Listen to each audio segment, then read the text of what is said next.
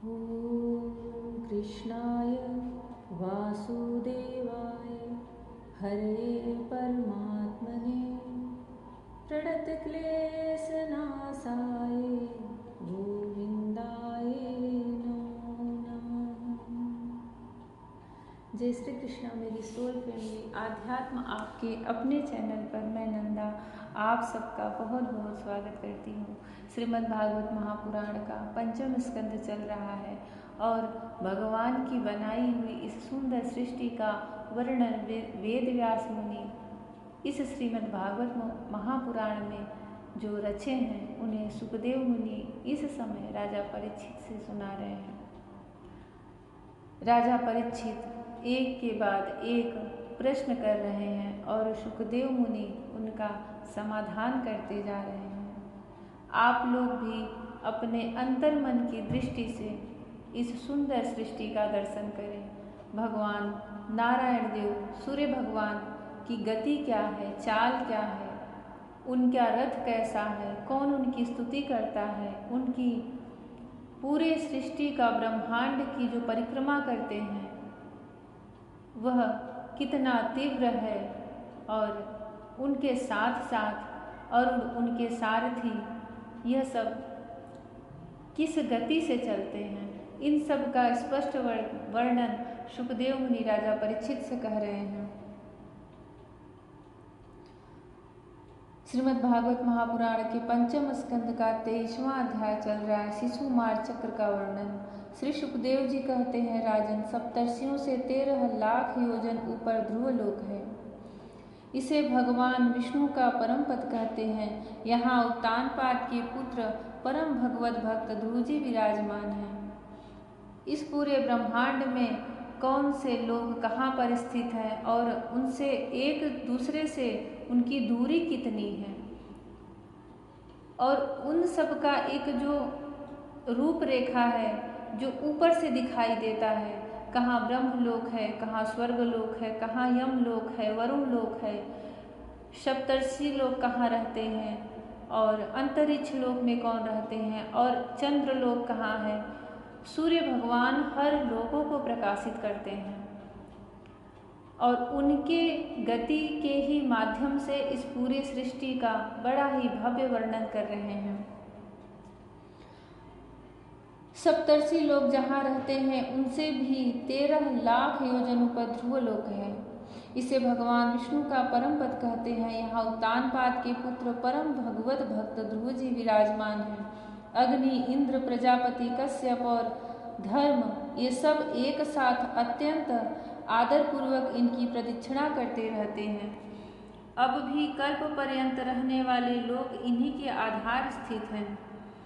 इनका इस लोक का प्रभाव हम पहले चौथे स्कंद में वर्णन कर चुके हैं। सदा जागते रहने वाले अव्यक्त गति से भगवान काल के द्वारा जो ग्रह नक्षत्रादि ज्योतिर्गण निरंतर घुमाए जाते हैं, भगवान ने ध्रुवलोक को ही उन सब के आधार स्तंभ रूप से नियुक्त किया है। अतः यह एक ही स्थान में रहकर सदा प्रकाशित होता है। जिस प्रकार दाएं चलाने के समय अनाज को कूदने वाले पशु छोटी, बड़ी और मध्यम रस्सी में बंधकर क्रमशः निकट, दूर और मध्य में रहकर खंभे के चारों ओर मंडल बांधकर घूमते रहते हैं, उसी प्रकार सारे नक्षत्र और ग्रहगण बाहर भीतर के क्रम से इस काल चक्र के नियुक्त होकर ध्रुव लोक का ही आश्रय लेकर वायु की प्रेरणा से कल्प के अंत तक घूमते रहते हैं। जिस प्रकार मेघ और बाज आदि पक्षी अपने कर्मों की सहायता से वायु के अधीन रहकर आकाश में उड़ते रहते हैं, उसी प्रकार ये ज्योतिर्गण भी प्रकृति और पुरुष के संयोगवश अपने अपने कर्मों के अनुसार चक्कर काटते रहते हैं, पृथ्वी पर नहीं गिरते। कोई कोई पुरुष भगवान की योग माया के आधार पर स्थित इस ज्योतिष चक्र का शिशुमार शुंस के रूप में वर्णन करते हैं। यह शिशुमार कुंडली मारे हुए है और इसका मुख नीचे की ओर है। इसकी पूंछ के सिरे पर ध्रुव स्थित है। पूंछ के मध्य भाग में प्रजापति, अग्नि, इंद्र और धर्म है। पूंछ की जड़ में धाता और विधाता हैं। इसके कटी प्रदेश में सप्तर्षि हैं। यह शिशुमार दाहिनी ओर को सिकुड़ कर कुंडली मारे हुए है। ऐसी स्थिति में अभिजीत से लेकर पुनर्वसु पर्यंत जो उत्तरायण के 14 नक्षत्र हैं वे इसके दाहिने भाग में हैं और पुष्य से लेकर उत्तराषाढ़ा पर्यंत जो दक्षिणायन के 14 नक्षत्र हैं वे बाएं भाग में हैं। लोक में भी जब शिशुमार कुंडलाकार होता है तब उसके दोनों ओर के अंगों की संख्या समान रहती है। उसी प्रकार यह नक्षत्र संख्या में भी समानता है।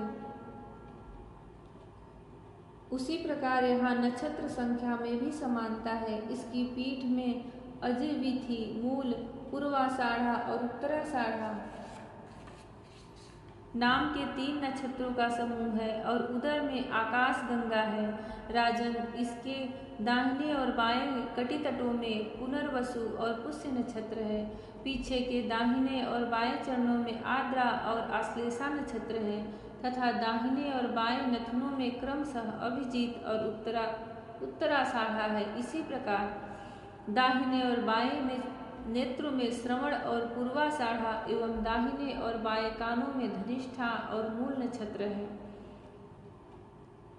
मघा आदि दक्षिणायन के 8 नक्षत्र बाईं पसलियों में और विपरीत क्रम से मृगशिरा आदि उत्तरायण के 8 नक्षत्र दाहिनी पसलियों में हैं।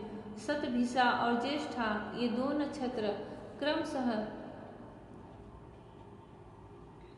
दाहिने और बाएं कंधों की जगह है।